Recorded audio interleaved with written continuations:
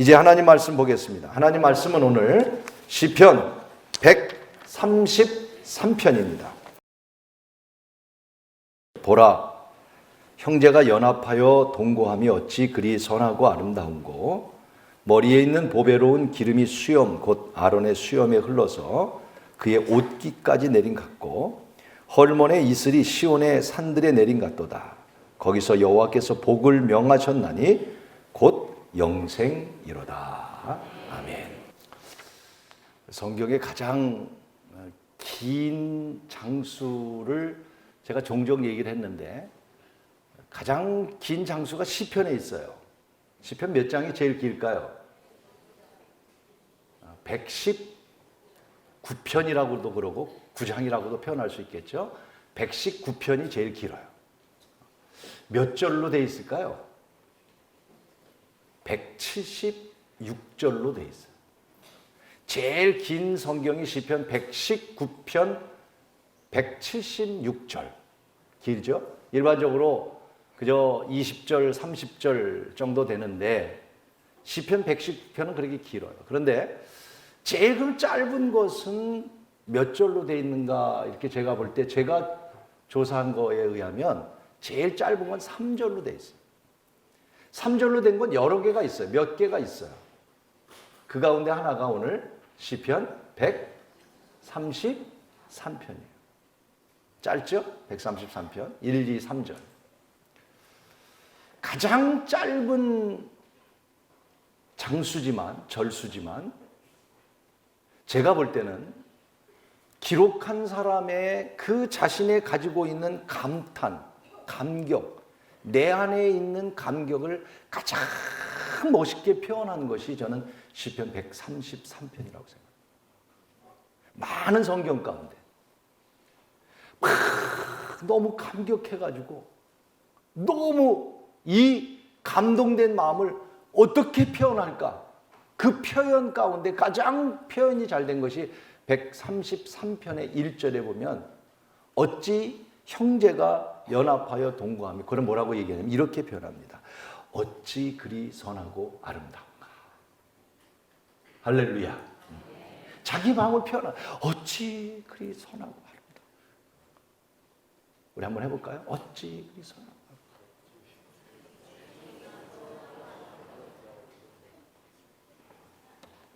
만약 여러분 하나님 앞에 이런 표현할 수 있어요? 어찌 그리 선하고 아름다운가.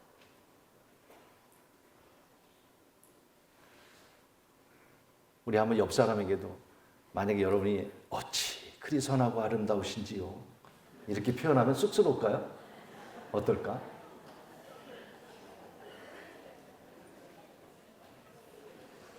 여러분, 너무나 감격스러운 표현이 담겨져 있는데 이 감격에 표현한 이유가 뭔가? 왜 시편 133편의 시편 기자는 어찌 그리 선하고 아름다운가? 무엇이 그렇게 아름답다는 말인가? 답이 뭐냐? 여러분, 예배가 그렇게 아름답다고 표현한 거예요. 뭐가요? 예배가. 오늘 예배는 어떤 예배냐면요, 오늘 여러분 우리가 드리는 이 예배는 하나님이 보실 때 가장 아름다운 예배가 되어야 된다는 거예요. 세상에서 가장 아름다운 시간이 어떤 시간이냐? 가장 아름다운 예배를 드리는 성도, 가장 아름다운 예배가 있는 교회, 가장 아름다운 예배 드려지는 곳. 저는 오늘 이곳이 되기를 원합니다. 과연 우리가 그런 아름다운 예배를 드리고 있나요?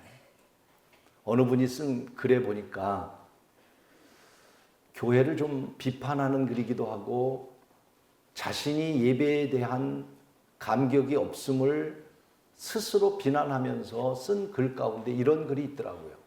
한번 여러분 들으시면서 혹시 나는 그런 사람 아닌가 한번 생각해 봤으면 좋겠어요. 이렇게 표현을 했어요. 아무 생각 없이 예배당에 들어간다.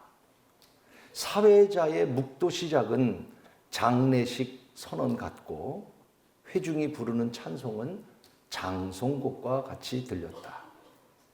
기도자의 기도 소리는 졸음만 올 뿐이고 설교자의 설교는 지루하고 따분할 뿐이다. 마지막 헌금 시간에 내 앞에 내민 헌금통은 나를 당황하게 만들 뿐이다. 어떤 예배인가요? 어떤 예배자인가요? 그 예배자가 오늘 우리는 아닌가요? 죽어있는 예배? 영혼이 없는 예배? 장송곡과 같은 찬송? 생명이 없는 설교?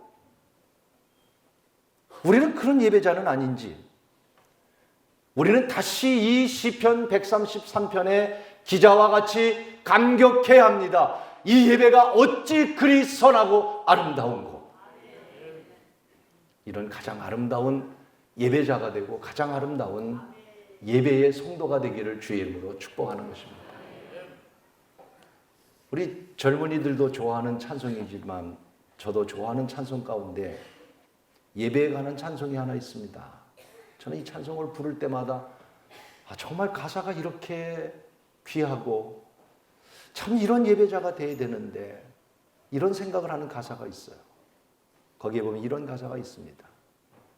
주를 위한 이곳에 예배하는 자들 중에 그 다음 들어보세요. 그가 찾는 이 없어 주님께서 슬퍼하시네.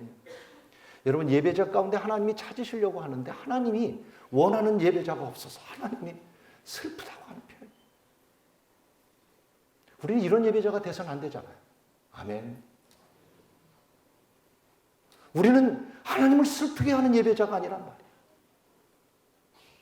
그 다음 절에 이렇게 말했었어요. 주님이 찾으시는 그 한 사람, 그 예배자. 나는 고백하고 싶어요. 내가 그 사람 되길 간절히 주께 예배하네. 정말 하나님이 기뻐하는 예배자가 되시기를 축복합니다. 어떤 사람이 하나님을 기뻐하는 예배자기에 오늘 예배하는 이 모습 속에서 시편 133편의 기자는 어찌 그리 선하고 아름다운가 가장 자기의 감정을 표현했어. 너무 아름답다. 여러분, 이 시간이 너무 아름다운 시간이에요. 하나님이 보시기에 가장 아름다운 예배자가 되어야 돼요. 사람에게 예배하는 거 아니에요. 좋은 설교 들으러 온 거 아니에요. 좋은 음악 들으러 온 거 아니에요. 노래하러 온 거 아니에요. 우리는 하나님이 가장 기뻐하는 예배자로 오늘 서야 될 줄로 믿습니다. 그래야 합니다. 어떤 자가 참된 예배자일까요? 제일 첫째로 오늘 133편은 1, 2, 3절로 되어 있어요. 세 가지를 말씀드려요. 첫째, 이런 예배자가 되어야 돼요. 우리 1절은 우리 청년부 이하만 우리 함께 한번 읽어봅시다. 1절만 읽습니다. 시작. 보라, 형제가 연합하여 동거함이 어찌 그리 선하고 아름. 첫째는 형제가 연합하여 동거함이 어찌 그리 선하고 아름다운가. 첫째는요, 하나가 된 세대를 초월하고 국가를 초월하고 남녀를 초월하고 형제가 함께 드려지는 예배. 가장 대표적인 게 가정 예배일 겁니다. 저는 하나님이 가장 기뻐하는 예배 가운데 하나가 가정 예배일 거예요. 아마 이 자리에 가정 예배 드리는 분 10손가락 안에도 없을 겁니다. 우리는 하나님이 기뻐하는 예배자가 못 되고 있습니다. 저도 가정 예배를 못 드리고 있어요. 오늘 시편 기자가 가장 기뻐하는 것은 어떤 예배냐면 형제가 연합하여 온 식구가 할아버지 할머니 그리고 손주 손녀 자녀들이 함께 모여서 예배하는 그 예배, 연합된 예배, 하나님이 가장 선하고 아름답다고 표현한 겁니다. 아시겠어요? 이 예배는요, 사실 유대인들은 다 흩어져 살았어요. 나라를 뺏기고 여기저기 다 흩어졌고 기독교의 핍박으로 인해서 여기저기 숨어 살다가 절기가 되면, 마치 우리가 추수감사절이 되면 그래도 교회 안 나오는 사람들도 추수감사절에 교회로 오듯이 그 정도가 아니라 유대인들의 3대 절기가 있는데 유대인들은요, 먼 외국에 살아도 절기가 되면요 예루살렘으로 몰려듭니다. 성경에 보니까 에디오피아의 여왕의 국고를 맡았던 내시가 에디오피아에서부터 왔다고 그랬잖아요. 뭐하러? 예배하러 온 거예요. 이게 유대인이에요. 그런데 그 유대인들이, 흩어졌던 유대인들이 예루살렘 성전에 다 모여서 형제가 연합하여 예배하는 것, 그 모습을 보고 시편 기자는 어찌 이렇게 선하고 아름다운가.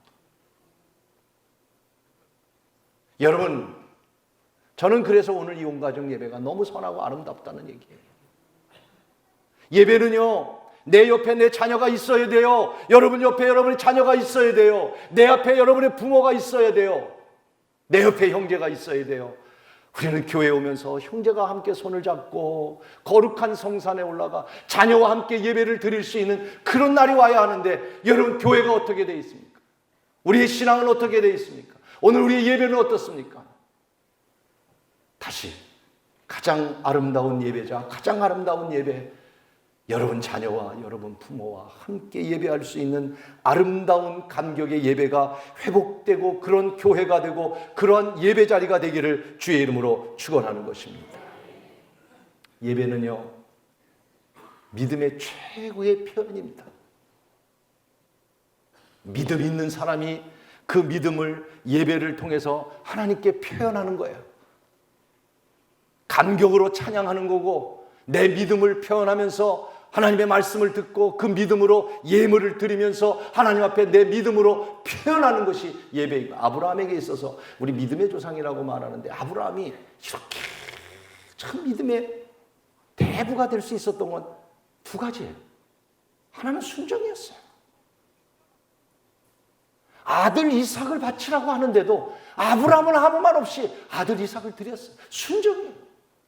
75세가 돼서 이제 나이가 들은 아브라함에게 갈대아 우르를 떠나라고 말할 때 어떤 목적지를 주지도 않았는데도 아브라함은 하나님 말씀이기 때문에 순종. 여러분, 순종의 믿음을 가지시길 바랍니다. 이것이 아브라함의 신앙이에요. 또 하나가 있다면 아브라함은요, 따라하세요. 예배자였다. 사랑하는 여러분, 예배자가 되기를 주의 이름으로 축원하는 것입니다. 예배는 우리의 믿음의 표현이기 때문에요. 가장 아름다운 것은 함께 모여 예배하는 예배자가 될 때 하나님이 가장 기뻐하는 거예요. 오늘 얼마나 아름답습니까? 정말이에요. 어른들만 모여서 예배드리고 학생들만 모여서 예배드리고 아니에요. 자자손손이 함께 우리는 예배해야 돼요. 오늘 한국 사회가 참 불안하잖아요. 외교도 불안하죠. 경제도 불안하죠. 외교와 경제, 안보, 그 가운데 오늘 가장 지금 우리가 하나가 돼야 될 부분이 있지요. 분열되어 있다는 거죠. 이거는 빨리 하나가 돼야 됩니다. 분열되면 안 되는 거예요. 누구는 광화문에 모이고 누구는 서초동에 모이고 서로 분열돼요. 어제 제 친구가 검사 출신인데 심야 토론이라는 토론에 나온다고 연락이 와서 제가 좀 늦은 시간이지만 좀 잠깐 봤어요. 저는 그 광경을 보면서 그 내용을 얘기하려는 게 아니라 지금 변호사가 돼서 이야기를 하는데 그 앉은 자리를 보니까 사회자가 있고 두 사람이 4명, 5명이 앉아 있는데 둘은 이쪽 편, 둘은 이쪽 편. 그리고 그 다음 문제예요. 그 다음에 관중들이, 청년들이 뒤로 쭉 앉아 있는데 난 그걸 보고 깜짝 놀랐어요. 그 관중들도 반은 이쪽, 반은 이쪽. 딱 갈라져 있는 모습을 보고. 왜, 방송국에서 왜 저렇게 앉혀놨을까? 점점 분열돼요. 내가 볼 때는요, 요걸 반을 좀 딱 잘라가지고, 요쪽은요, 내가 볼 때는, 요쪽은, 그럼 되겠어요? 지금 한국은 분열이 너무 심각한. 기도해서 하나 되는 은혜가 있기를 바랍니다.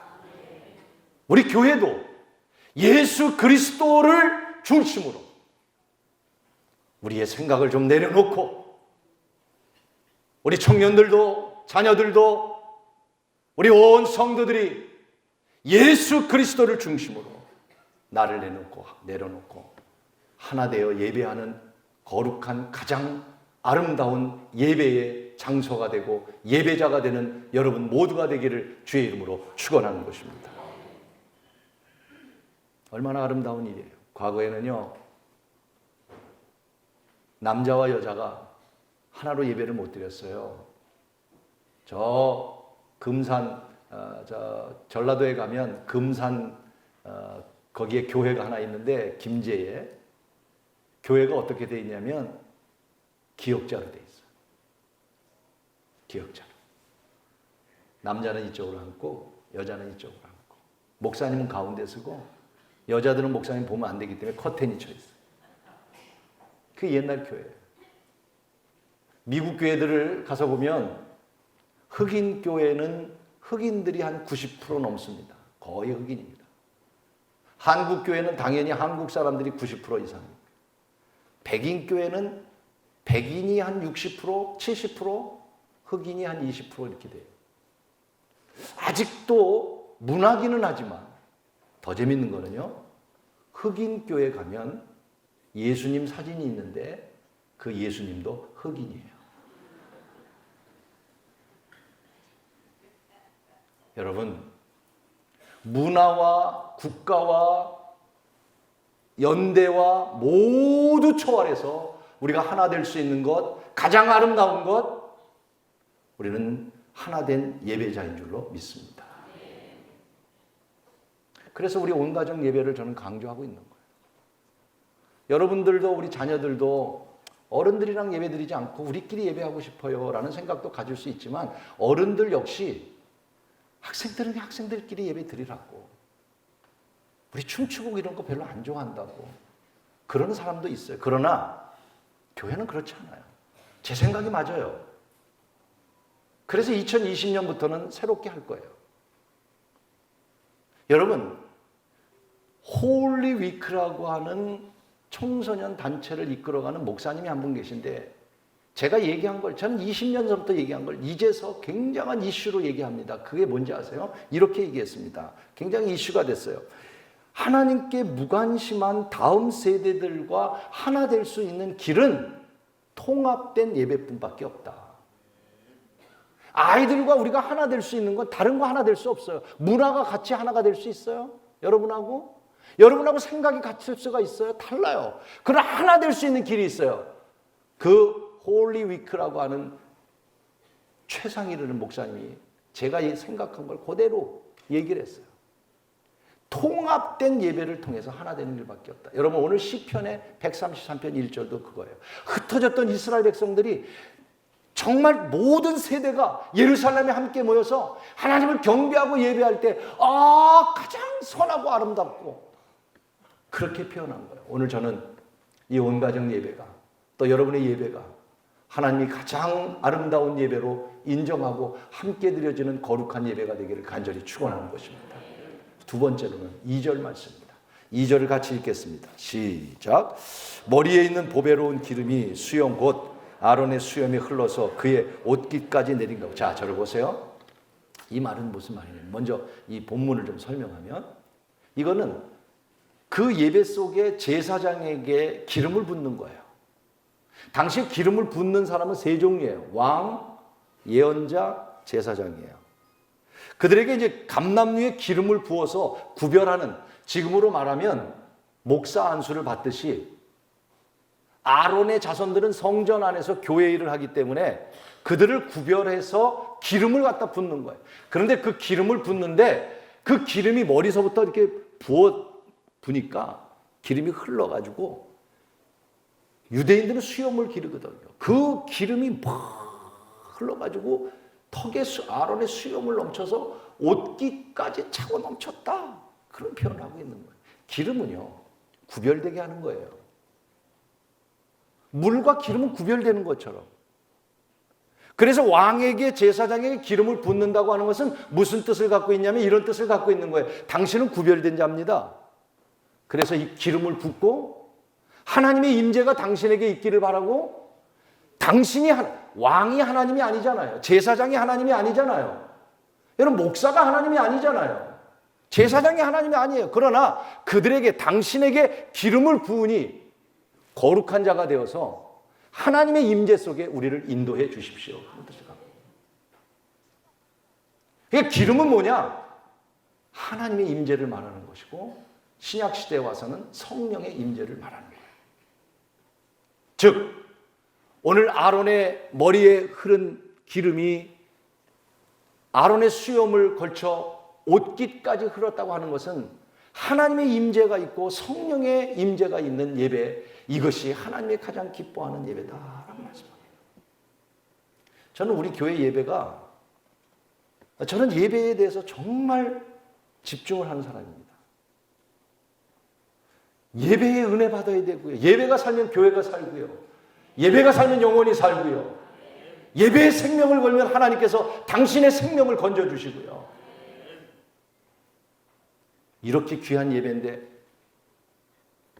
졸면 되겠어요? 물론 피곤해서 졸 수도 있어요. 이렇게 귀한 예배인데 딴 생각해서 되겠어요?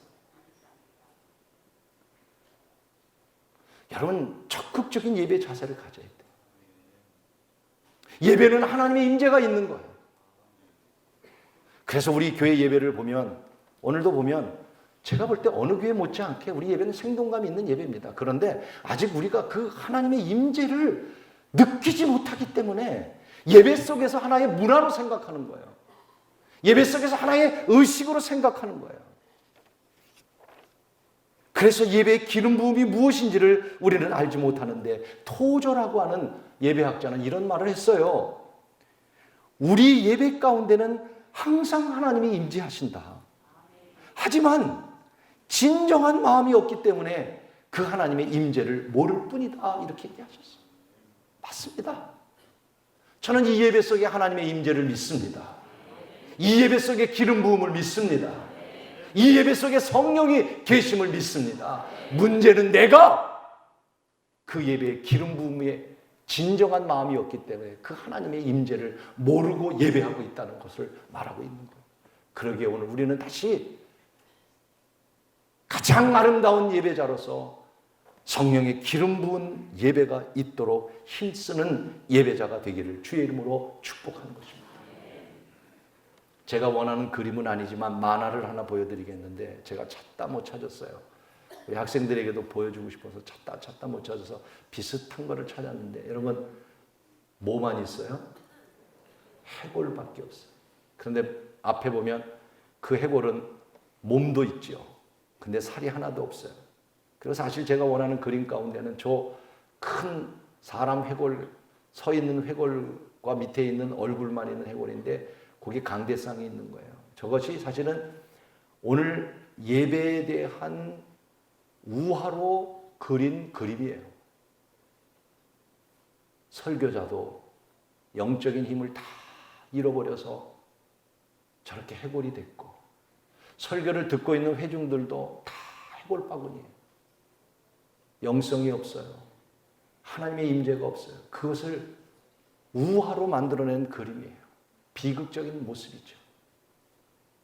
우리는 이런 예배자가 돼서는 안 됩니다. 이런 예배를 세워서는 안 됩니다. 오늘 시편 133편 기자는 머리에 흐르는 기름이 차고 넘침 속에서 어찌 그리 선하고 아름다운고, 가장 이 아름다운 예배로 하나님께 드릴 수 있기를 축원하는 것입니다. 예배는 세 가지 요소가 있어야 돼요. 첫째가 우리는 찬양의 감격이 있어야 돼요.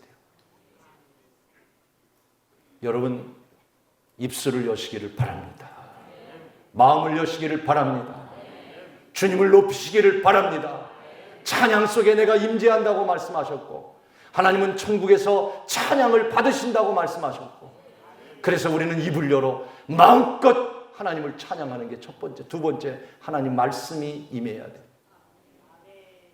말씀을 듣지 않는 자는 죽은 영혼이에요. 세 번째가 뭔지 아세요? 예배의 가장 중요한 것은 성령의 하나님의 임재예요. 좋은 음악, 좋은 설교, 좋은 환경, 그것이 중요한 게 아니라 오늘 이곳에 주의 기름의 부음이 있는 충만한 예배가 될 수 있기를 축원하는 것입니다. 마지막 세 번째로 무엇이 아름답다고 표현합니까? 3절 같이 큰 소리로 읽겠습니다. 시작. 헐몬의 이슬이 시온의 산들에 내린 같도다. 거기서 여호와께서 복을 명하셨으니 따라하십시다. 영생이로다. 다시 한번 영생이로다. 여러분, 예배자에게 가장 아름다운 예배자에게 주시는 것이 무엇이냐? 오늘도 여러분 영생인 줄로 믿습니다. 헐몬산이라고 하는 건요, 이스라엘에 가보시면 알겠지만 대부분 사막이에요. 나무가 없어요. 풀이 없어요. 산도 별로 없어요. 그냥 언덕이에요. 강도 없어요. 그런데 멀리 보이는 산 하나가 있어요. 그게 헐몬산이에요. 그 높이가 2,800m가 더 돼요. 그래서 때로는 눈도 보여요. 사막 가운데. 만년설처럼. 그런데 그 헐몬산에서 흐르는 이슬이, 물이 시온에 이르렀다. 다음 주에 설교할 거예요. 시온이 어디냐? 예루살렘이에요. 교회예요. 예배예요. 아멘. 사막 가운데 그 헐몬산의 아름다운 이슬이 흘러서 시온에 거하도다. 오늘 그 하나님의 영광이, 하나님의 영이 예배 가운데 거하리로다. 그 말씀. 그 예배로 인해서 여러분의 영혼이 살게 될 것이다 라고 말씀합니다. 하나님이 세상을 이처럼 사랑하사 독생자를 주셨으니 이는 저를 믿는 자마다 멸망하지 않고 영생을 얻으리로다. 내가 주는 물을 마시는 자는 영원히 목마르지 않는다. 영원히 목마르지 않는다. 여러분, 사마리아 여인에게 예수님께서 하신 말씀 아니에요? 요한복음 4장 14절 여러분 같이 한번 읽어보시겠습니다. 요한복음 4장 14절 말씀 함께 읽습니다. 자, 요한복음 4장 14절. 내가 주는 물을 마시는 자는 영원히 목마르지 아니야. 내가 주는 물은 그 속에 영생하도록 솟아나는 샘물이 되리라. 할렐루야. 오늘 예배를 통해서 이 영생의 영생수를 마시기를 바랍니다. 이 예배를 통해서 영생의 축복이 있기를 바랍니다. 영원히 잘 되는 거예요. 예배를 통해서 영원히 잘 되는 거예요. 아멘. 그래서 예배 가운데 우리는 모이기에 힘써야 되는 거예요. 제가 한 번 더라고 하는 구호 속에 여러분 기도하면서 예배 한 번 더 드립시다. 그런 말을 했어요. 그것은 한 번 더 예배 드리자는 뜻이 아니에요. 예배자가 되자는 뜻이에요. 예배자가 되자는 거예요. 우리는 주일 예배 한 번 가지고 우리 영혼을 잘되게 만든다고 하는 것은 아니에요. 점점 여러분 히브리서 10장 25절의 말씀과 같이 모이기를 패하는 자와 같이 그런 습관을 갖지 말라고 말씀하면서 뭐라고 말씀하시냐면 그날이 가까울수록 더욱 모이기에 힘써라. 모여서 뭐 하라는 거예요? 놀라는 거예요? 모여서 뭐 하라는 거예요? 기도하고 예배하라는 거예요. 마지막이 될수록. 그래서 저는 여러분들이 이번 한 번 더 이 구호 속에 주일만 예배하는 분들이 있더라면 수요 예배를 멈춘 분들 시작하세요. 금요 기도도 하세요. 제가 이번 금요 기도회에 말씀을 읽다가 겟세마네 동산에서 주님이 제자들에게 1시간도 기도할 수 없더냐. 그 말씀을 보면서 감동을 받고 우리 1시간 기도합시다. 그래서 1시간 기도를 선포하고 금요일마다 1시간 기도를 합니다. 제가 1시간 기도를 해보니까 해볼만 하더라고요. 그러나 여러분 웬만한 사람들 1시간 기도하는 것 평생에 한 번도 해보지 못했을 겁니다. 오늘 이 시간 1시간 기도하자면 동의할 분이 별로 없을 겁니다. 기도 시간이 중요하냐고요? 긴 시간이 중요하냐고요? 제가 경험해보니까 중요해요. 우리는 다시 회복해야 합니다. 그래서 영적으로 다시 살아야 합니다. 목회를 하면서 고민을 하고 교회의 중심은 무엇이 되어야 되는가? 특별히 신년교회를 생각하면서 신년교회는 어떤 교회가 되어야 되는가? 요새 고민하면서 답은 이거예요. 2가지예요. 예수가 이 교회의 주인이 되어야 돼요. 정말이에요. 어느 누구도 주인이 되려고 하지 마세요. 주님이 중심이 되어야 되고, 주님이 다스려야 되고, 주님이 통치하셔야 되고, 주님만 영광 받으셔야 되고, 주님의 이름만 높여야 하고, 주님을 중심으로 또 하나가, 그러면 주님 중심으로 할 수 있는 게 뭘까? 저는 그것이 예배라고 저는 생각합니다. 예배가 중심적인 교회가 돼야 돼요. 구제도 봉사도 친교도 중요하고, 교육도 중요하고, 성경 공부도 중요하고, 이웃에게 좋은 일 하는 것도 중요하고, 서로 교제하고 오늘처럼 체육대회 교제하는 것도 중요하고, 다 중요하지만 가장 중심은 예배예요. 하나님만 높여지는 예배. 한 번 더 예배 드리자는 거 아니에요. 여러분, 하나님이 가장 기뻐하는 것은 예배자예요. 가장 아름다운, 선하고 아름다운 것이 무엇인가? 오늘 시편 기자는 예배라고 표현했어요. 저는 다시 한번 사랑하는 우리 성도 여러분이 하나님이 가장 슬퍼하는 주님을 찾는 이가 없는 예배 되지 않기를 원합니다. 주님이 찾으시는 그 한 사람, 그 예배자, 내가 되기를 원합니다. 고백하며 예배할 때 가장 아름다운 예배로, 가장 아름다운 예배자로 하나님이 기뻐하시리라 믿습니다.